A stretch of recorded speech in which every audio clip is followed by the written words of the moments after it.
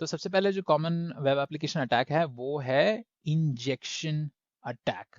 तो injection flaws जो हैं वो बेसिकली एग्जांपल में आप देखेंगे कि एसक्यूएल इंजेक्शन हो गया या एचटीएमएल इंजेक्शन हो गया।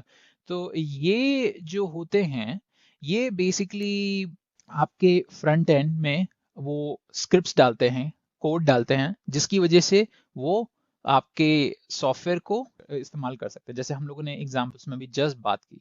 और जो आपके 70% ऑफ द अटैक्स होते हैं वो बेसिकली आपके इंजेक्शन फ्लॉज ही होते हैं।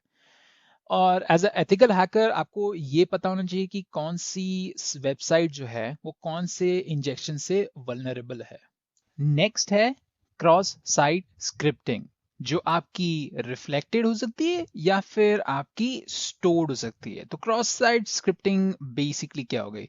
तो जब भी आप क्रॉस साइट स्क्रिप्टिंग की बात करते हैं तो इसका मतलब होता है बेसिकली आप कोई जावा स्क्रिप्ट रन कर रहे हैं कोई भी वेबसाइट के ऊपर। तो ये दो तरीकों में हो सकती है। एक तो रिफ्लेक्टेड तरीके में जहां पे आप एक रिफ्लेक्शन पाने की कोशिश करते हैं जो वेब एप्लीकेशन होती है उसके सर्वर साइड से, या फिर आपका स्टोर्ड क्रॉस साइट स्क्रिप्टिंग होती है जिसमें आप एक कोड को विक्टिम के साइड पे स्टोर करते हैं। ठीक है। तो अगर मैं आप लोगों को एक एग्जांपल दूं तो यहाँ पे आप देख सकते हैं कि एक लॉगिन और पासवर्ड है एक वेबसाइट पे, और जो हैकर है वो इसको एक्सप्लॉइट करना चाह रहा है। वो बेसिकली एक रिफ्लेक्शन चाह रहा है जो सर्वर साइड है उससे। और यहाँ पे बेसिकली वो क्या करेगा, वो लिखेगा स्क्रिप्ट टैग, उसमें लिखेगा अलर्ट, उसके अंदर लिखेगा डॉक्यूमेंट डॉट कुकी और फिर क्लोज कर देगा स्क्रिप्ट को। तो इससे बेसिकली वो पाने की कोशिश करेगा कोई जो कुकीज हैं उस वेबसाइट पे स्टोर्ड उनका रिफ्लेक्शन अपने सिस्टम पे, वो आउटपुट बेसिकली चाह रहा है उनसे।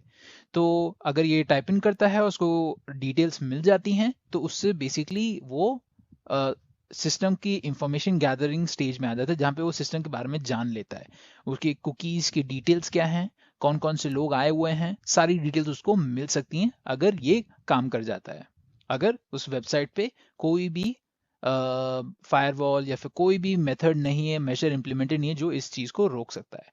अब अगर हम लोग स्टोर्ड क्रॉस साइट स्क्रिप्टिंग की बात करें जहां पे आप एक स्क्रिप्ट को स्टोर करते हैं विक्टिम की साइट पे, तो उसमें ये एग्जांपल ले लेते हैं कि मान लीजिए जो विक्टिम है वो बेसिकली एक वेबसाइट पे गया हुआ है और वो वहां पे अपना ईमेल डालने की कोशिश कर रहा है क्योंकि उसको वेबसाइट का जो सर्विस है वो अच्छी लग रही है, उसके बारे में वो और जानना चाह रहा है। तो वहां पे वो ईमेल में बेसिकली अपना ईमेल एड्रेस देगा।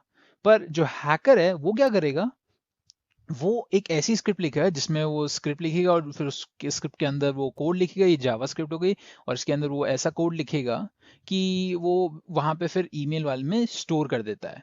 और फिर स्टोर करने के बाद जब विक्टिम अपनी कोई भी इंफॉर्मेशन एंटर करता है तो ये इंफॉर्मेशन वो हैकर को चली जाती है।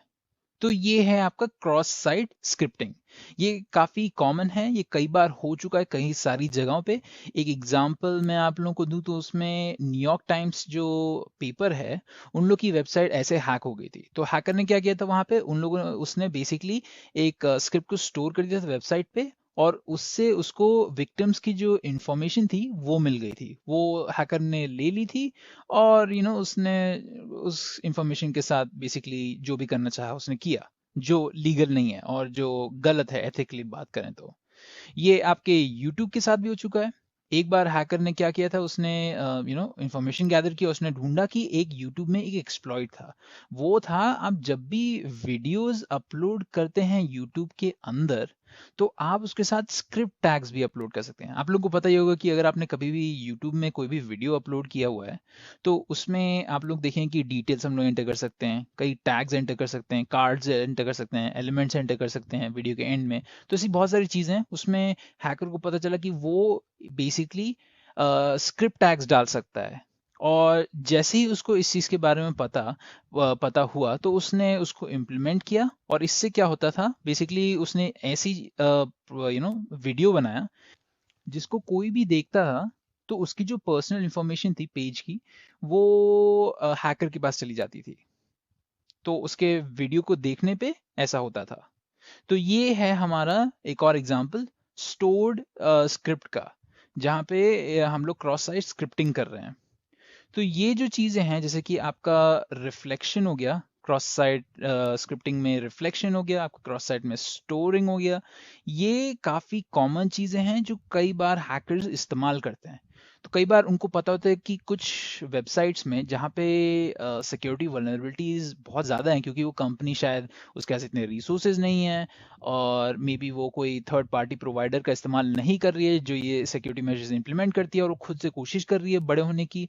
तो उस समय वो हैकर को पता चल जाता है कि हाँ, मैं यहाँ पे ये नोन वल्नरेबिलिटीज को एक्सप्लॉइट कर सकता हूँ, और ये एक ऐसी वल्नरेबिलिटी है।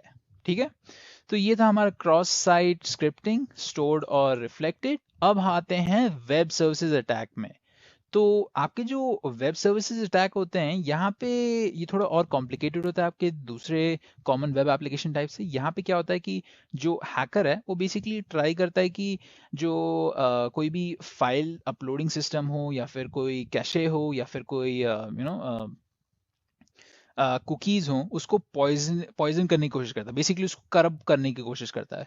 और वो ये करता है कोई भी एक्सटर्नल फाइल को अपलोड करके।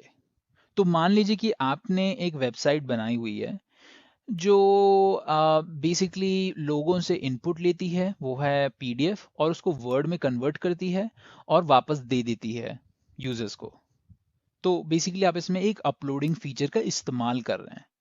तो हैकर देखेगा कि हाँ, ये आपकी वेबसाइट है, और वो शायद चाहे कि आपकी वेबसाइट को ब्रेक करना चाहिए, और आपकी वेबसाइट को प्रॉब्लम्स फैलाना चाहे आपके लिए।